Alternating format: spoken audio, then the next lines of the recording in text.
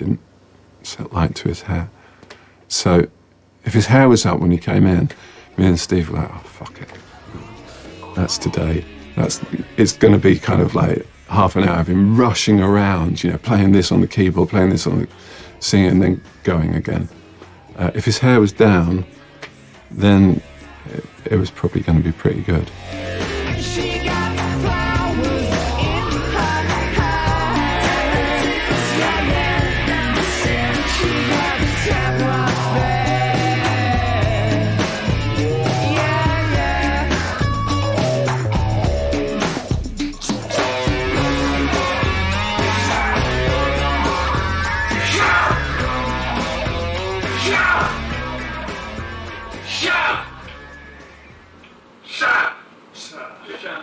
I can remember doing Everything Will Flow. And it had been a really grim time in the studio, and we hadn't really been able to rehearse it properly because no one was here.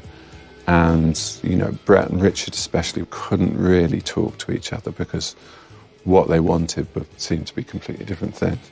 And then we sat and played Everything Will Flow, and I think it's second take or something, and it sounds amazing.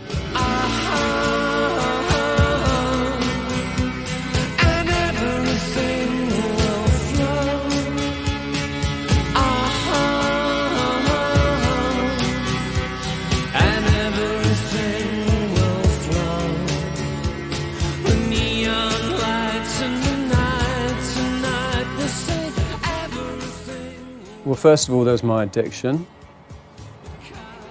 Secondly, there was Richard's marginalisation. And thirdly, there was Neil's illness. He was basically unable to leave his house for a lot of '98.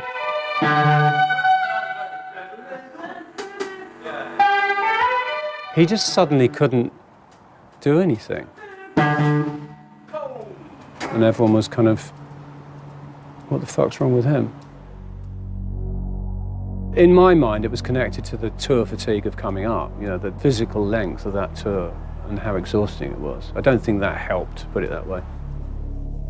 Somewhere around Christmas '96, I got glandular fever or some kind of virus that wiped me out. We were in the middle of this long tour, and I just carried on ploughing through. And we'd come off tour, and I'd go out with my mates, doing all sorts of things, smoking myself blind, drinking too much, all the other things. When I should have been looking after myself to kind of knock this virus on the head.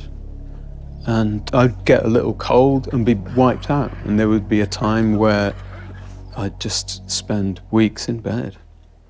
And I don't know whether it was what you'd call ME or some chronic fatigue or glandular fever or something, but these waves of being completely knocked out, unable to contribute to the band or actually get up and make it toast or anything, it kind of really took it out of me. Within and around the band, there was a fair degree of cynicism about what was wrong with him. When I look back on it now, kind of saw his illness as a stumbling block, something to be worked round, rather than ever really saying to him, how do you feel? I think I was very angry about what was going on, and I think that I was immature enough to sort of like direct my anger at him without realising what was going on. I don't think they understood. I don't really, even now I don't really understand what was happening to me. Richard, speak to Neil, I'm just doing something, mate. My main memory of recording Head Music is 8 months of basically just me and Matt in the studio. Neil being on the other end of the telephone, being sent cassettes and phoning up to say what we should be doing, and Brett turning up at sort of 10 o'clock at night in an altered state. I'd like to hear a more extreme version of this sound with more distortion and more filter. The low points on it, they're awful. So give me head, Give me head music instead. I said, ah. Is it all in my mind? If we'd had any kind of clear eyes and clear hearts, we would have said, there's half a great record here. It's got some of my favourite, you know, Indian strings, Can't Get Enough, Everything Will Flow. These are as good as we've ever done. Take a look inside me, inside my mind, and you'll see my heart is broken too. I don't disown that record at all. I just regret that it wasn't seen through with the right kind of conviction. Down is, I think, the best example of Brett being nakedly honest about where his life was at that point. Hey, you draw the blinds and blow your mind away, and there's a sadness in your style. Down's quite a dark song. I wrote it after a pretty horrific incident where my girlfriend kind of had a kind of overdose, I suppose. There was this horrific convulsive fit in the flat over there, and I remember 4 a.m. kind of leaning over her and doing CPR and pumping her heart and all this sort of thing, and it was pretty horrific.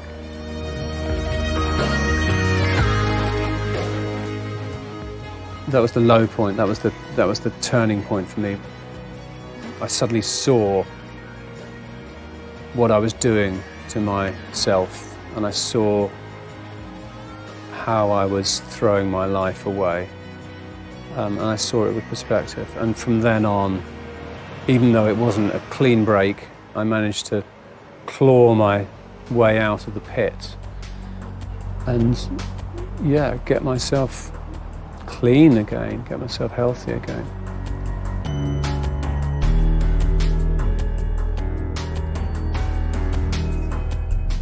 There was something particularly darkly hedonistic about that 90s Britpop era, in a way that, like a lot of scenes have, people talk about the music business, the good drugs and the bad drugs.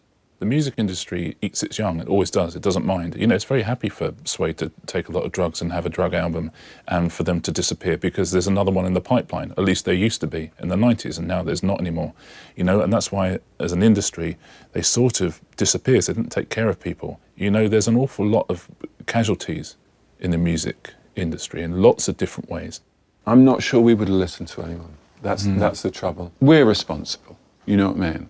As long as you can learn from your mistakes, and we've made so many mistakes that we've probably learned quite a lot. Drugs were celebrated a lot back then. It was a very different culture, very different time. It was probably wrongly put, shoved under the carpet. And I think a lot of people, particularly management, record companies, think, wow, it's a good thing because it helps the creative process. And I think a lot of people got damaged because of that later on in life, as we know. That whole period of my life, when I think back on it, just makes me feel so sad that any of us put ourselves through that. I think there was this sort of myth that taking drugs makes you a better artist, but the opposite is true. It makes people caricatures of themselves. I think that what happened in 1998, 1999 is pretty much my fault. Not to be too kind of sort of black and white about it, but it's on my shoulders really what happened. If all of the problems could have been contained if I'd have had a clear head, I suppose, and I do feel as though it's my fault. Yeah.